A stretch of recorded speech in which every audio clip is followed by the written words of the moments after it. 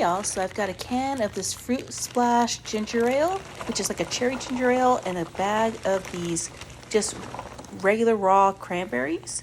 And to that we're going to be adding just like half of a bottle of orange juice just to fill up the rest of the bowl.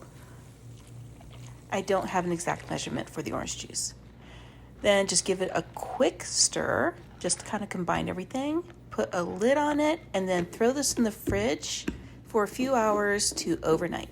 So these have been soaking for about 8 hours. You can actually let them go overnight if you'd like. Let's go ahead and drain off all that ginger ale and orange juice. Just pull that out. You can actually use this for a cocktail or something later, so just don't throw that away. Go ahead and dump those drained cranberries. And I've got 2 cups of powdered sugar to add to this. I'll go ahead and start with half a cup.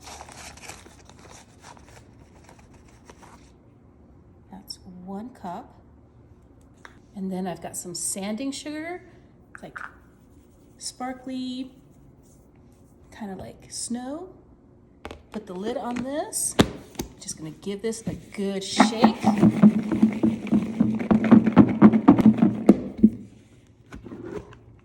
And then we're gonna add 1 more cup of the powdered sugar.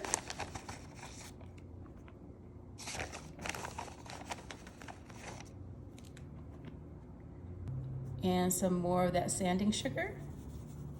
It's gonna be perfect for the winter. Lid goes back on. Give it another shake. Go ahead and take those powdered sugar cranberries that have been soaking and just put it right onto a baking sheet, like that. Spread this out into an even layer. And then this goes into a 250-degree oven for about 5 to 8 minutes, really, really short. Okay, so this has been baking for about 8 minutes. It doesn't really change anything except it dries it a little bit. Let's grab one of these.